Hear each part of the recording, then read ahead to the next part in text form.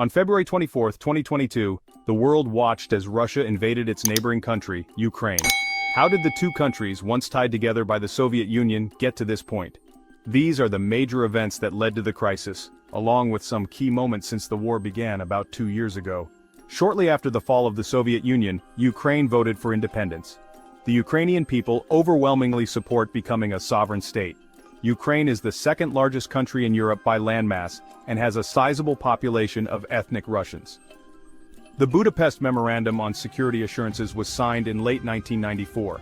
This document was signed following Ukraine's agreement to transfer all nuclear weapons from the Cold War to the Russian Federation, making Ukraine a non-nuclear power. Prior to this, Ukraine had physical possession of the world's third-largest nuclear stockpile. In addition to Ukraine, the Budapest Memorandum was signed by the United States, the United Kingdom, and Russia. All the signatories committed to honoring Ukraine's sovereignty and its rights to its territory.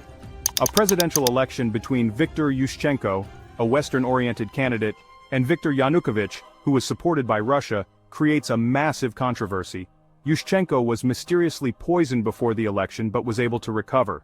Victory was declared in favor of Yanukovych, but the election was widely seen as fraudulent. Ukrainians take to the street wearing orange, which was Yushchenko's campaign color.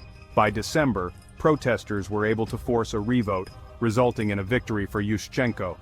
Russia seizes Crimea, a Ukrainian peninsula with a predominantly ethnic Russian population, in the aftermath of the Euromaidan protests. Russian troops occupy key sites on the peninsula, wearing military uniforms with Russian insignias removed. The annexation prompts international outrage and is condemned by the United Nations and the European Union. In early April of 2008, a NATO summit began with intense debate about extending a Membership Action Plan, or MAP, to Ukraine. In order to gain membership to NATO, a military alliance between 28 European countries and 2 North American countries dedicated to preserving peace and security in the North Atlantic area, countries must first have a MAP. Russian President Vladimir Putin makes his opposition to Ukrainian membership known to NATO leaders, at one point allegedly telling President George W. Bush that Ukraine is not even a real nation-state. NATO does not offer Ukraine a MAP. After promising to work toward a relationship with the European Union, President Yanukovych, who ran for president again and won in 2010, changes political direction and begins to orient Ukraine toward Russia.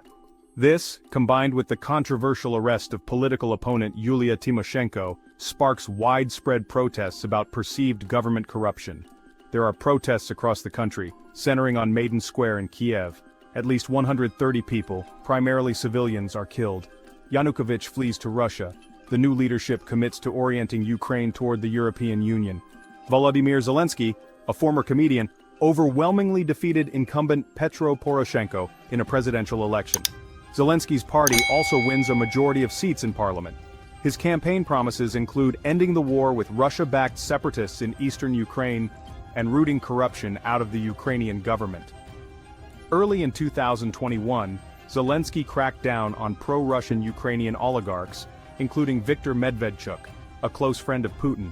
Subsequently, Putin deploys increasing numbers of troops near the Ukrainian border and publishes an article claiming that Russians and Ukrainians are one people. By December, tens of thousands of Russian troops are deployed to the borders, and Putin issues demands to NATO and the United States. Among these demands is that Ukraine never be admitted to NATO, a request rejected by the Biden administration. In 2014, the Ukrainian regions of Donetsk and Luhansk broke away from Ukraine, under the leadership of what the Ukrainian government considered to be Russian-backed terrorists. Following the breakdown of relations with NATO and the West in late February, Putin recognized these territories as independent states and sent troops in to keep the peace. Days after recognizing the breakaway territories, Russia launched a full-scale invasion of Ukraine. In response, the United States and its allies slapped sanctions on more than 1,000 Russian people and companies, building on significant financial penalties already imposed on the nation since the invasion. Russia's bridge to Crimea, a peninsula in Ukraine that Russia has occupied since 2014, was partially disabled following an October explosion. Russian officials called the incident a terrorist attack and blamed Ukraine's chief of military intelligence for orchestrating it, but Ukraine has not claimed responsibility. Russia later retaliated by launching missile and drone strikes across Ukraine, including on civilian areas. Ukraine's president paid a surprise visit to President Joe Biden in December 2022, the first time since the Winston Churchill era that a foreign leader visited the United States while his or her country was fighting a war. The Biden administration had just announced $2 billion in new military assistance for Ukraine, including the Patriot missile system, which is capable of bringing down cruise missiles, short-range ballistic missiles and aircraft, in an effort to improve Ukraine's air defense against Russia. Later that day, Zelensky addressed a joint session of Congress to raucous applause and a standing ovation. As the war neared its 12th month of battle, the United States and Germany announced that they would send advanced battle tanks to aid Ukraine in its defense against Russian forces. The move acted as the first stage of a coordinated effort by the West to provide dozens of the heavy weapons to Ukraine, according to the Associated Press. It was a major step for Germany in particular, as the country had previously been hesitant to provide tanks to Ukraine since the war began.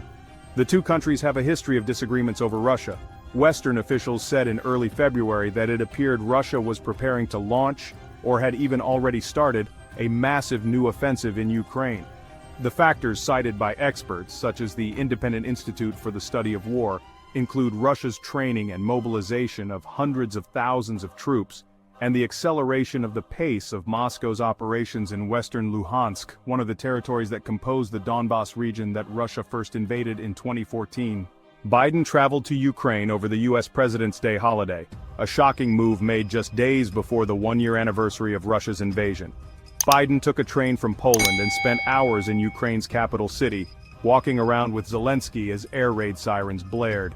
In joint remarks with the Ukrainian president at Mariinsky Palace, Biden announced $500 million in additional assistance to the Eastern European country as it defends itself from Russia, and declared 1 year later, Kyiv stands and Ukraine stands, democracy stands. Tens of thousands of mercenaries with Wagner Group, a paramilitary organization sponsored by Putin to do his bidding abroad, mobilized away from their fighting positions in Ukraine and marched toward Moscow in an apparent coup attempt. The development sparked panic in Russia as the greatest challenge ever to Putin's power. The group's leader, Yevgeny Prigozhin, issued statements criticizing Russia's military leadership and urging members of the country's armed forces to join his cause, prompting Putin himself to call on the troops involved to not to make a fatal and tragic unique mistake, according to a translation. After seizing the headquarters of the command overseeing the war in Ukraine in the southern Russian city of Rostov-on-Don, Wagner Group stopped its march toward Moscow just a day after the shocking movement began. Prigozhin issued a statement saying the group had achieved its goal of seizing the Kremlin's attention and was returning to the front lines. An arrest order for the Wagner Group leader was withdrawn, and he was permitted to take refuge in neighboring Belarus, a staunch Russian ally. Just about 2 months later, Prigozhin was reportedly killed in a suspicious plane crash. Amid personnel and ammunition shortages and following a summer counteroffensive that did not yield much progress, Zelensky announced on February 8, 2024, that he was replacing his top army leader, General Valery Zaluzhny. The president's choice to replace him, Colonel General Oleksandr Syrsky, said in a telegram message that there was a need to change approaches and strategy in the war against Russia. Additional aid for Ukraine stalls in the U.S. Congress after hardline Republicans aligned with former U.S. President Donald Trump expressed their opposition to further financial support for the country's war effort. As of January 2024, the United States has contributed more military aid to Ukraine than any country, according to tracking by the Kiel Institute for the World Economy. Biden warned that refusal to pass an aid package would be playing into Putin's hands, and military analysts predicted that a halt to U.S. aid would hurt Ukraine's prospects for winning the war. Stay informed on the latest developments. Subscribe to our channel for more updates.